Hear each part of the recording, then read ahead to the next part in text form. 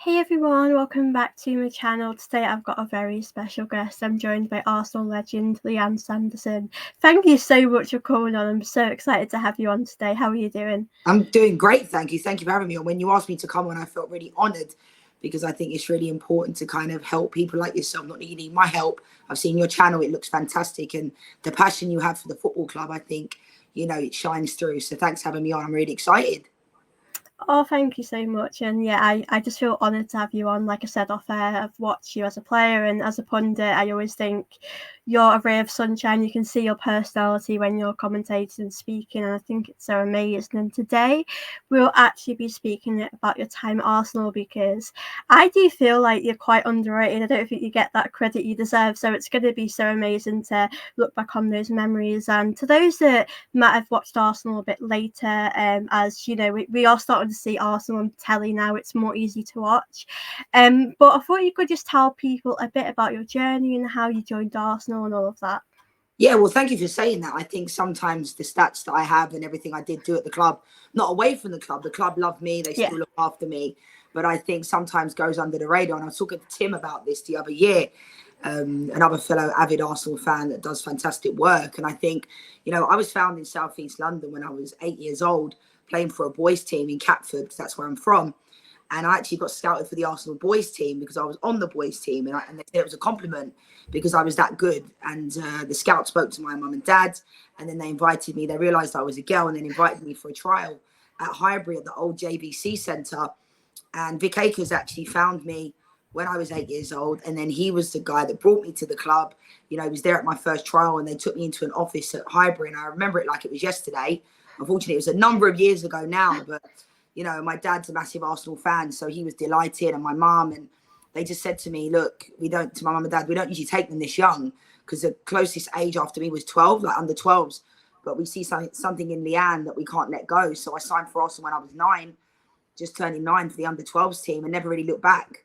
And I signed my contract, at the under 12s, and I loved it. And what I loved about going to Arsenal was that when I entered into the JVC Centre at Highbury, everybody that knows the club will know what that was like. We played off the walls. And as soon as I walked in, it was so nice to be around fellow girls, like young girls that were as good as me. And because I felt like an alien, growing up, there was no girls that really played. I was always the young girl. Everybody spoke about, oh, look, there's that girl playing for the other team. Some comments were good. Some comments were not that good. So it felt good to be around other players. And I remember my dad's reaction when he saw it. And he was like, wow, like it was just like 100 Arsenal under 12s, 14s, 16s, all in the JVC Centre, training in different parts. And it just felt good to be around people that were like me.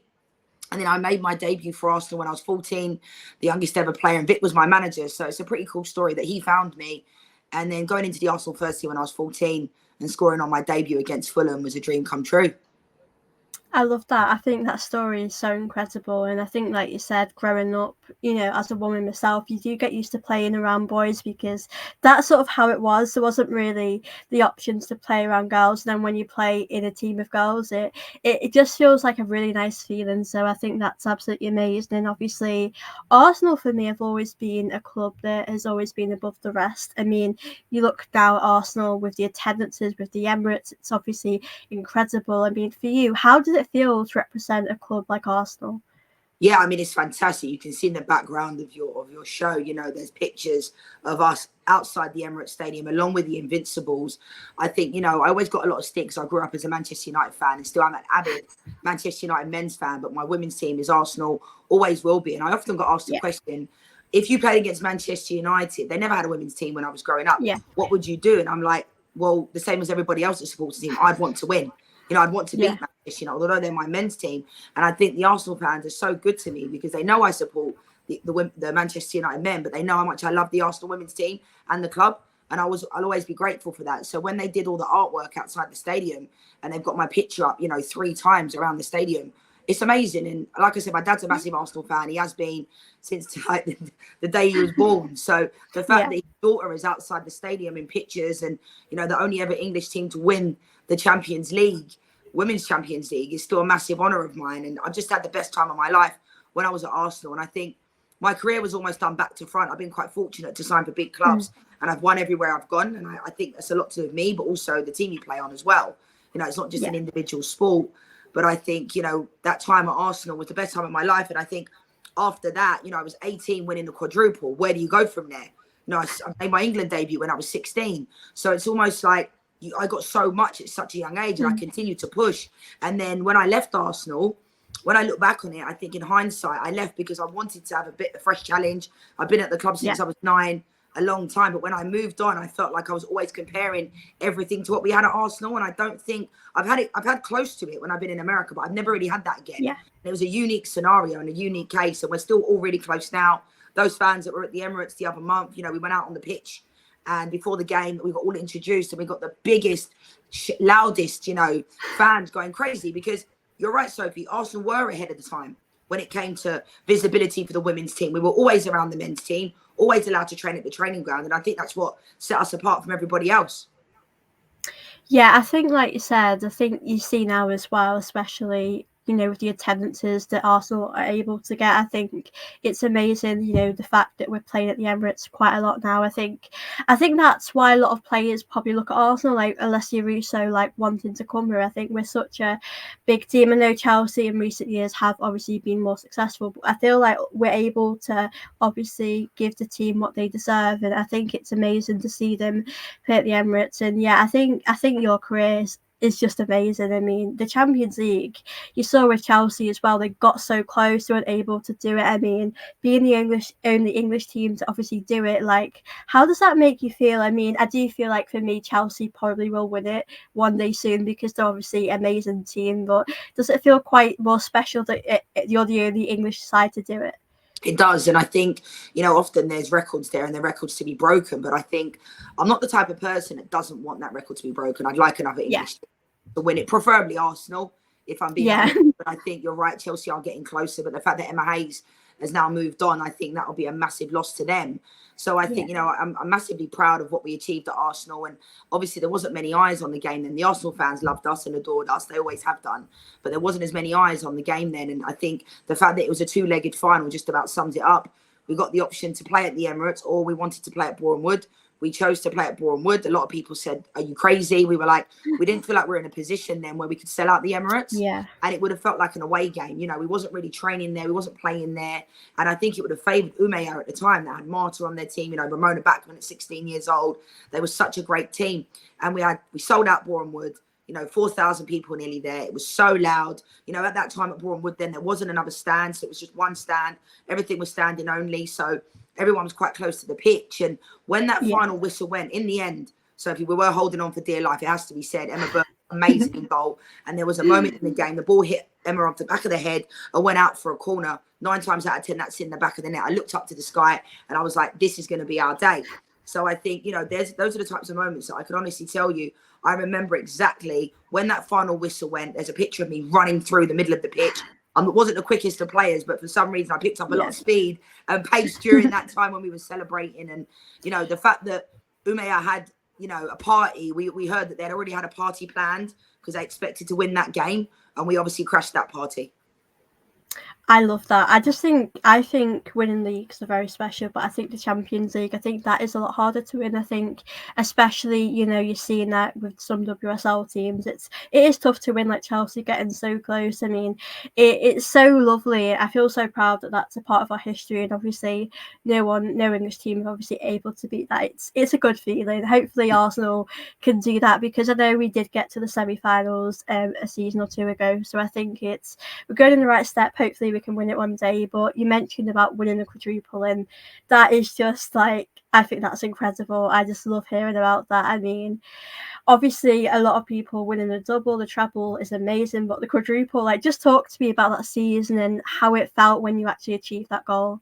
Yeah, I think, like I said, the time at Arsenal we had was really special. We got the freedom of the borough of Islington. We were with the mayor, we were going down the street. We were part of the men's parade. And I think our success was always there. And there was a running joke along with the men's team when we did the team pictures at the beginning of the season. We had our trophies out there and we were like, you need to win something so we can go on this open bus tour around Islington. And then they won the double in 98.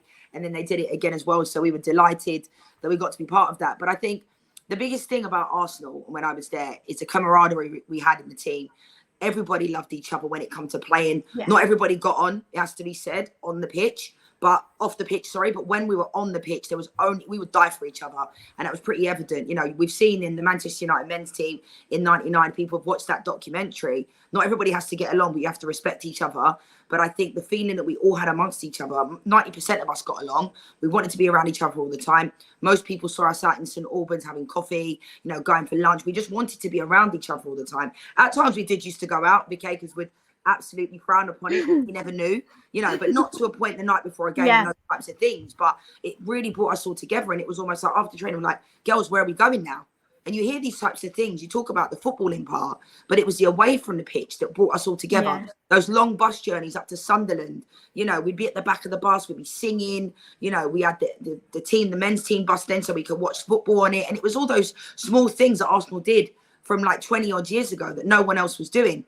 You know, so I think the camaraderie we had, the feeling that we had amongst the team, we just knew we wasn't going to lose. And when we were coming up against other teams and oppositions, you know, at the time, Charlton, Everton, those types of teams, and Sunderland at the time had some great players. I mean, Lucy Bronze played for them, Jordan Nobbs played for Sunderland, Beth Mead, you know, at Everton, Jill Scott, Farrah Williams, so, and Tash Dowie and Eniola Raluco at Charlton. So it wasn't like we were playing against, you know, players that wasn't very good. And we were so good. And if you ask any of those players, someone that still play for the Lionesses now, we were the best. We were so hard to beat.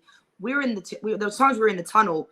We just knew we were going to win already before we step out onto the pitch because the team next to us just didn't look like they fancied it. And we always knew every day in training, we'd play five-a-side, you know, we'd get amongst it. We would leave everything out there and we all respected each other. And I think that group we had in 2007 and leading into 2007, I don't think I've ever had a group like that again. And I don't think I'll ever come across it.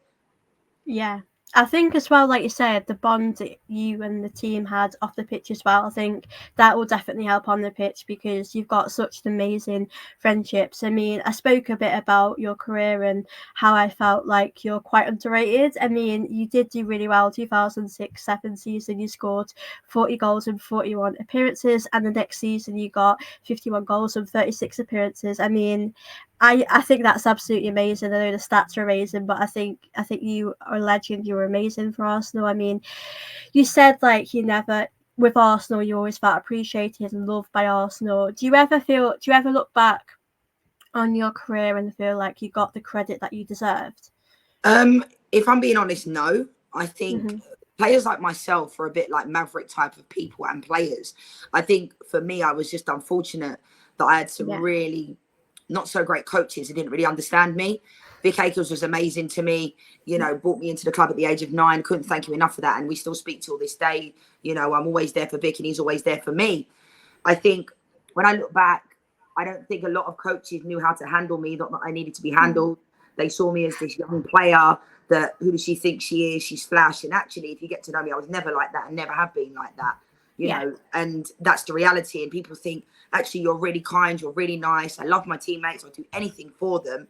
And I was always that person that any of my teammates, I had people that I was closer to, but any of my teammates, I was always approachable, could come up to me and talk to me. And I think sometimes, you know, it wasn't until I moved to America that I fully felt like people understood me and appreciated me, because I constantly felt like I was misunderstood a lot of the time when I was in England, and still now to a certain degree, you know. And that's why I love being in America, because I feel like they embrace me more. They embrace my personality. If you're great at something, you can be great together, as cheesy as that sounds. In England, it was always a bit like, well, why is that person getting paid more than me? Why is their contract bigger than mine? Why are they getting the fresh deals, the new boots? And it's creeping into the modern day football now. So I think when you look at it, I couldn't do any more than score over 100 goals a season, in 2 seasons, sorry. And those numbers don't speak, stats don't lie. I'm not a big stat person, but I think during those times, my performances, not just the goals and assists, it was like, I look back on it and I think the consistency I was able to get was unbelievable. Every single game I went into, it wasn't just my goals, it was the way I was able to play. You ask any of my teammates, you know, Vic Akers couldn't drop me, and he never did. And I played it every minute of every game, mostly, even if that was playing on the right, playing centrally. When Kelly picked up that red card in the semi-final, I had to play in the 10. Then I'd play on the left. Then if Fleets was injured, I'd play in the 9. So I could play anywhere. And I think that's what Vic Akers saw. I wanted to personally play in the 10, you know, a lot, but I was going up against Kelly Smith, where you're going up against the best player in the world. So it's always going to be difficult in those moments. And I understood why she played. She was the best player. So then I'd have to move around. But as long as I was on the pitch, that's all that mattered to me. I think I always felt appreciated by my teammates and, you know, a number of coaches. not all coaches, a number of them. And for whatever reason, a lot of people see me as a big threat. And I don't know why. It's always been the way. There's been a lot of jealousy in my career that I think has creeped in. And that's the reality. But I think I look back on it now. I loved my time at Arsenal. I've had some fantastic moments within the game. Putting on that England shirt for the first time, singing the national anthem against Hungary. Every single moment, you know, I remember everything like it was yesterday. And, you know, there's some moments I look back on that I really do feel proud of. But I also think that the stats changed. So the WSL obviously came in. And then, you know, recently last year, I gave Viviana Miedema her award for breaking the record, which was amazing. She's one of my favourite players.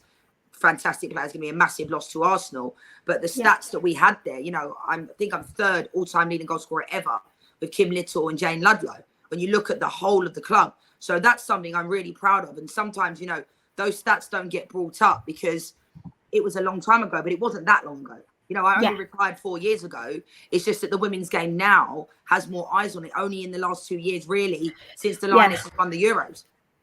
Yeah, I wanted to actually touch on that as well because I remember watching Arsenal before the Euros. Like, I'd watched them for quite a while before. I remember before it was televised, I would watch it on, you know, the FA Player, and I just always appreciated it. And I remember the Euros came, and I did not expect it to blow up the way it did. I remember when we won it, like, I honestly think that's the proudest moment I've ever felt as a football fan. I think it was absolutely amazing. I mean, just talk to me about how you feel like the Euros has changed people's perceptions of women's football.